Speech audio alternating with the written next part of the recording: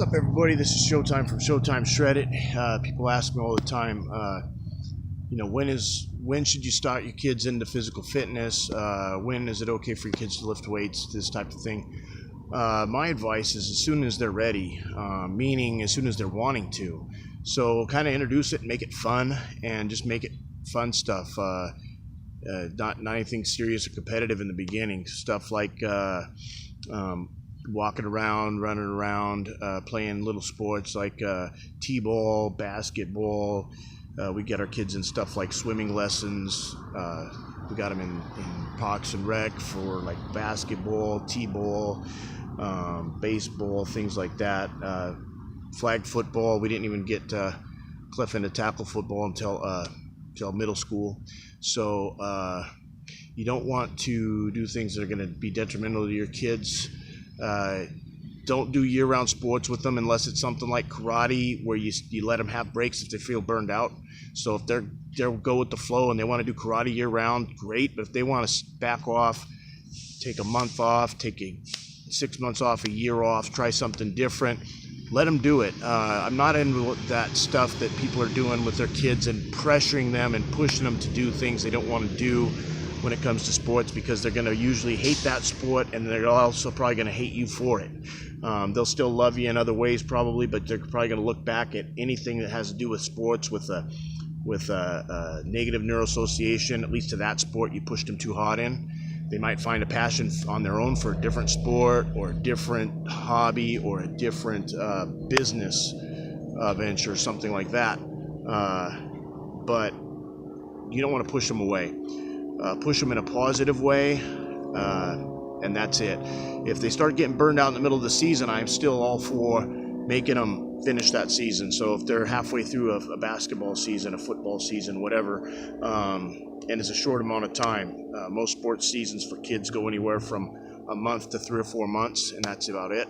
So they can suck it up for that time frame. If it's something like karate, though, it's year round. So when they're ready to take a break, have them take a break.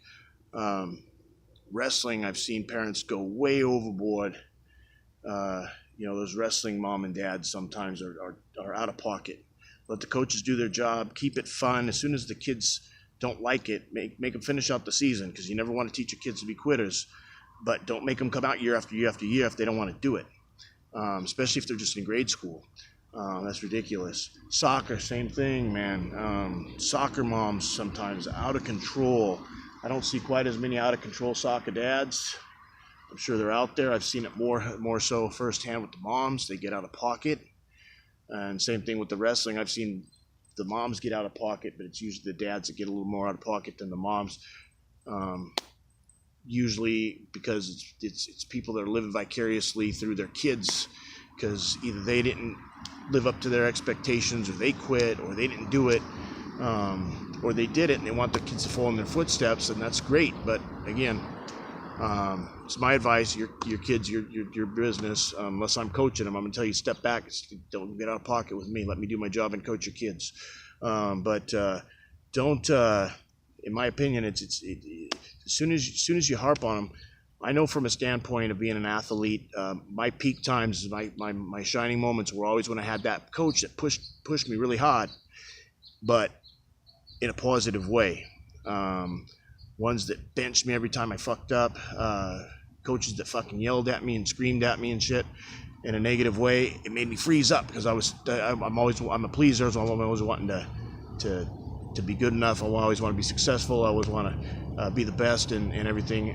If not the very best on the team, at least the very best I can be.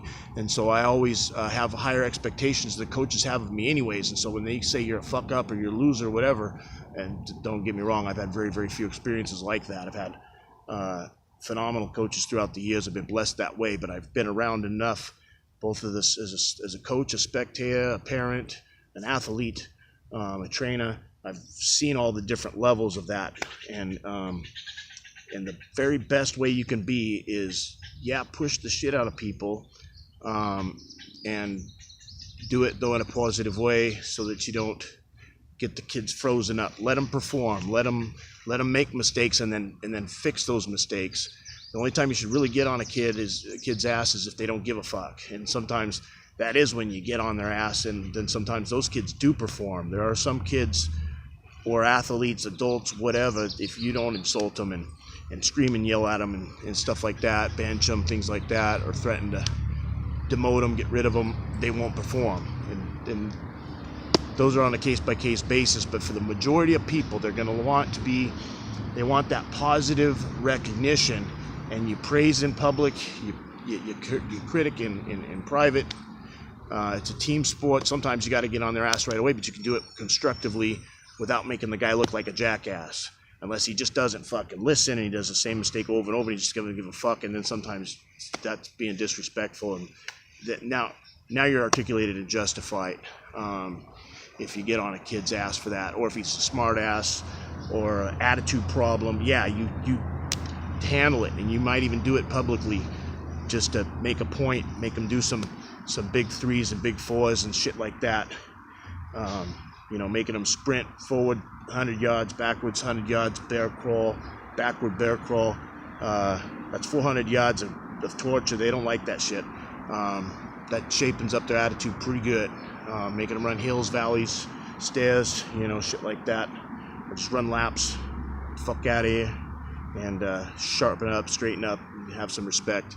Those types of things. That's good for kids or disobedient attitude problems. And then right as soon as they shape up, then you treat them with that respect that they deserve, because they're doing it with the positive attitude, and now they can learn and now they can get better. Sometimes your best athletes will challenge to puff up. That shit don't fly. You're nothing special. This is a team effort, and even if it's individual, that's fine. But you know what? You and I are a team, and if I'm going to help you, then don't be fucking disrespectful. Your coach, if he's any good, he's already had the titles to back it up. If he's good but doesn't have the titles to back it up, maybe he was a mediocre athlete, and so the athlete doesn't respect that coach. But that coach might be one of the best at what they do. Some of the best coaches were the most mediocre athletes on the planet, and that's why they coach instead of do it professionally. So don't disrespect. If it's a good coach, man, if it's any coach, be respectful, especially if they're going to be respectful to you. You show that same respect back. I don't care if you're a kid, adult, whatever. That's the way it is. And if you're in that position where you are a coach or a teacher, trainer, whatever, it's the same thing. If you're respected, don't be disrespectful to your people. But if they puff up and they disrespect you, then that's not all right. You gotta put them in their place and let them know that's a two-way street. If you're gonna be respectful, then you need that same respect back, or they're gonna think that you're weak. So you can't have that. That's about it. Weight training for kids. Back in the day, they said, no, it stunts the growth. Start them out when they're at least 15 years of age or older. I'm still in agreement with that to a point where you don't want to get them to get hardcore into it until somewhere between 15 and 18. But push-ups, sit-ups, pull-ups, light dumbbells, light machines, circuit training, giant sets, things like that are fine for kids with resistance training. Just make sure they're using the right form, the right intensity, not going super heavy on the weight, things like that, just to develop that tendon and ligament and muscle and tendon and ligament strength, and make sure that they do everything the right way so that they don't hurt themselves,